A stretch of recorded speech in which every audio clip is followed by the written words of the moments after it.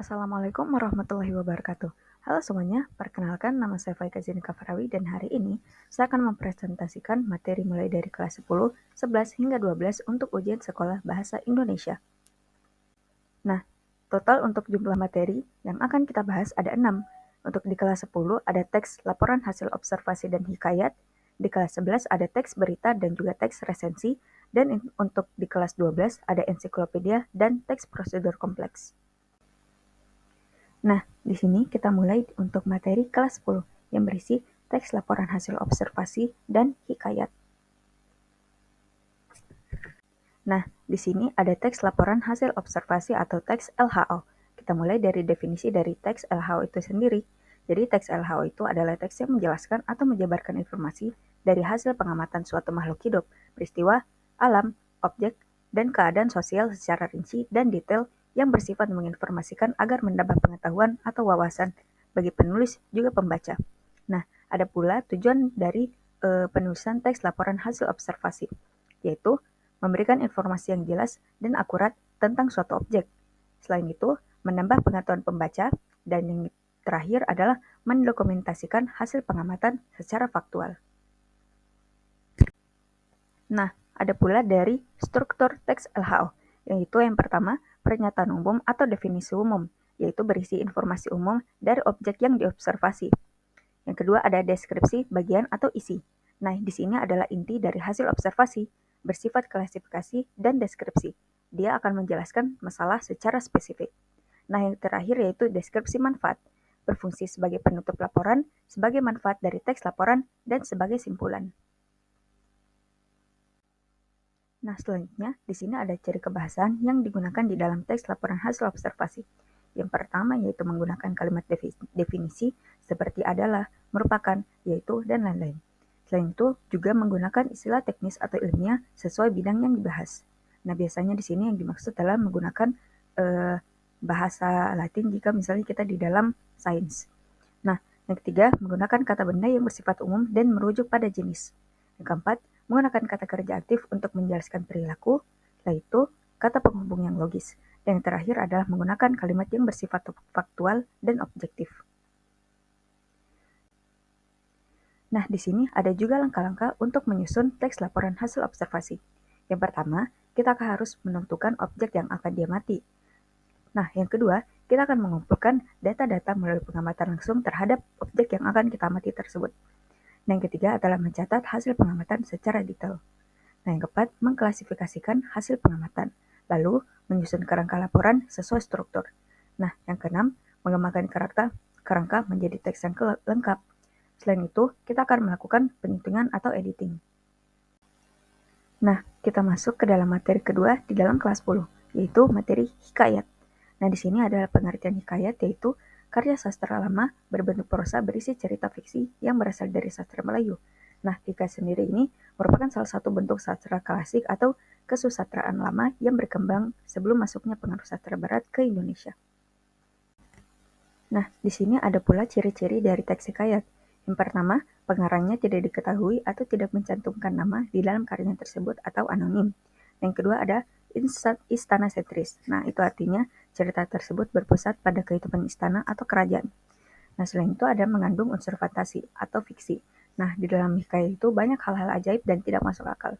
Nah, karena mengandung unsur fantasi jadi bersifat pralogis atau tidak mengikuti logika atau penalaran umum. Nah, selain itu menggunakan bahasa Melayu yang klasik. Kosakata arkis di dalam hikayat itu juga strukturnya kalimatnya masih kuno.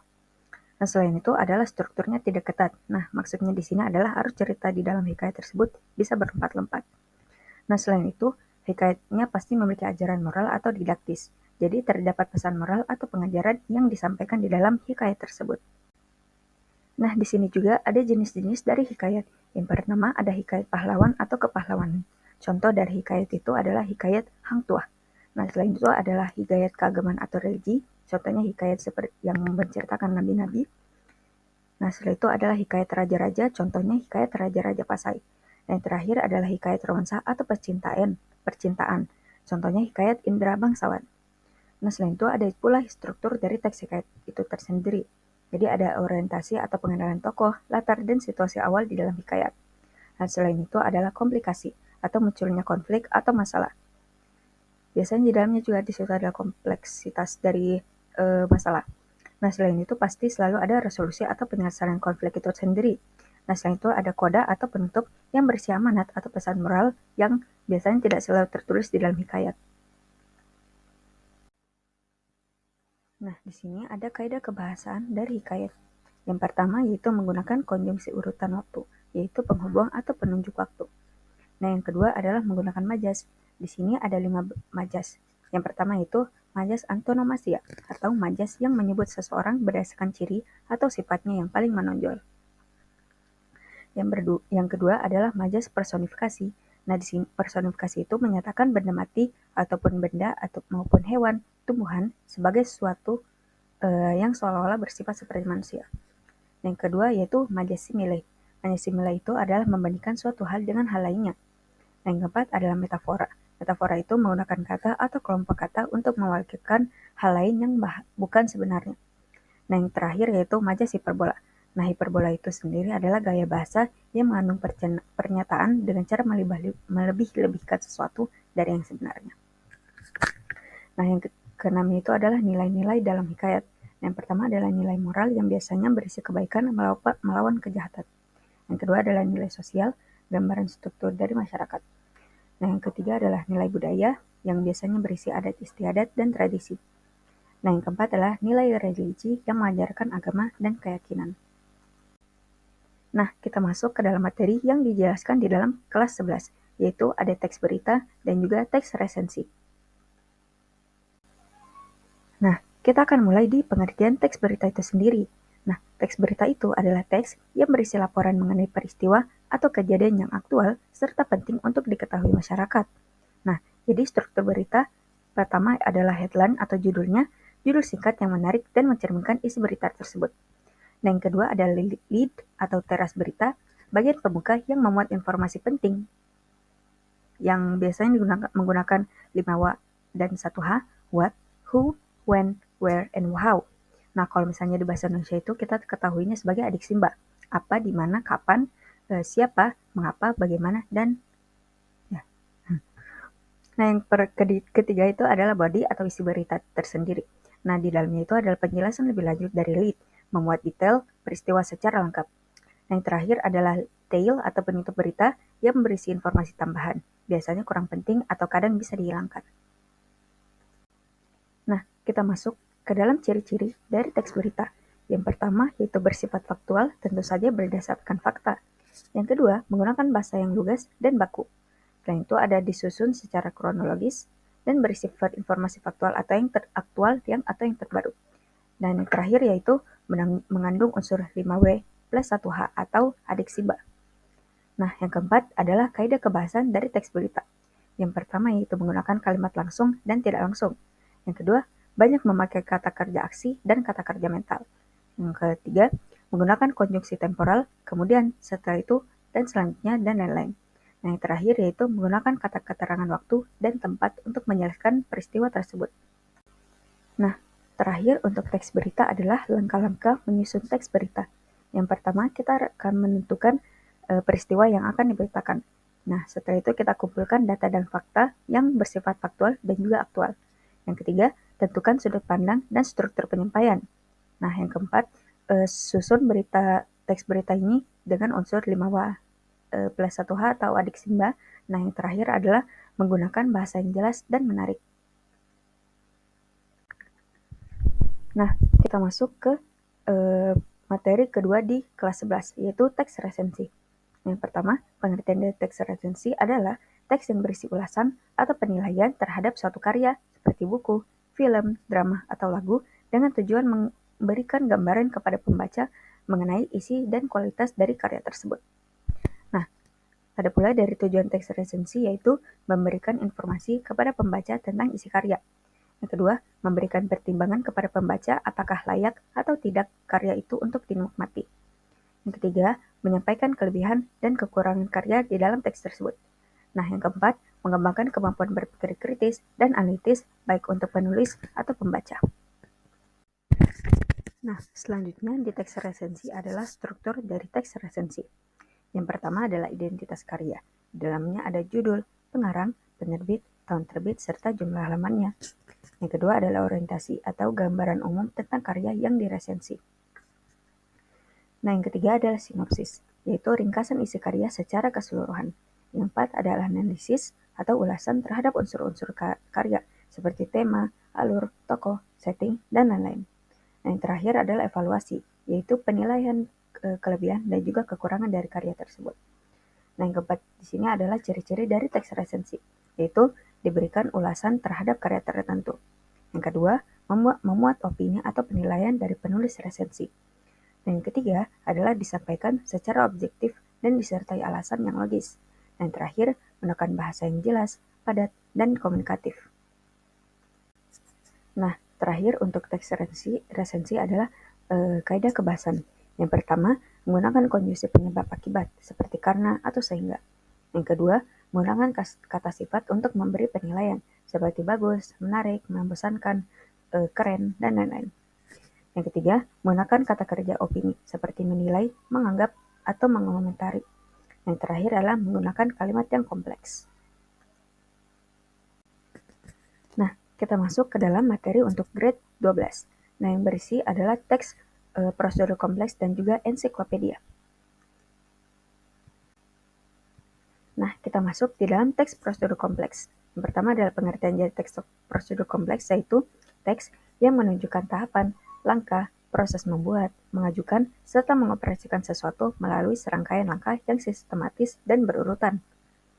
Nah, ada pula struktur dari teks prosedur kompleks, yaitu judul teks, tujuan yang berisi informasi mengenai tujuan prosedur, bahan-bahan atau syarat tertentu yang bersifat opsional. Nah, yang terakhir tentu saja tahapan atau langkah-langkah atau urutan untuk menggunakan atau membuat benda tersebut. Nah, yang ketiga ada ciri kebahasan dari teks prosedur kompleks. Yang pertama yaitu menggunakan kalimat imperatif, yaitu kalimat yang memerintahkan atau menginstruksikan lawan bicara untuk melakukan sesuatu. Yang kedua adalah menggunakan kalimat deklaratif, atau kalimat yang berupa pernyataan atau yang memberitahu sesuatu. Yang ketiga adalah kalimat interrogatif, atau kalimat yang berupa pertanyaan. Yang keempat adalah kata bilangan atau urutan angka. Nah, selanjutnya itu adverbia atau kata yang memberikan keterangan kepada kata lain. Adverbia biasanya dapat memberikan keterangan kepada kelas kata selain nomina. Yang selanjutnya adalah konjungsi temporal atau kata penghubung yang menyatakan urutan waktu. Nah, itu adalah juga konjungsi syarat, yaitu kata penghubung yang menjelaskan suatu hal dapat terjadi jika syarat-syarat tersebut dipenuhi. Yang terakhir adalah kata baku, kata yang ditulis secara benar sesuai kaidah ejaan bahasa Indonesia. Nah, kita masuk ke dalam materi kelas 12 yang kedua, yaitu ensiklopedia. Nah, ensiklopedia sendiri adalah sebuah karya referensi atau ringkasan yang menyajikan informasi secara komprehensif dari berbagai cabang ilmu pengetahuan atau bidang tertentu. Nah, bayangkan seperti sebuah perpustakaan mini yang berisi banyak buku, tapi semua informasinya disusun dalam satu tempat dan disajikan dengan ringkas dan mudah dipahami. Nah, jadi secara sederhana, ensiklopedia adalah kamus besar yang berisi pengetahuan tentang segala hal. Nah, di sini ada ciri-ciri dari ensiklopedia. Yang pertama yaitu komprehensif, yaitu mencakup berbagai topik mulai dari ilmu pengetahuan alam, sosial, hingga humaniora. Yang kedua yaitu sistematif, berarti informasi di dalamnya disusun secara teratur yang biasanya berdasarkan abjad atau tema tertentu.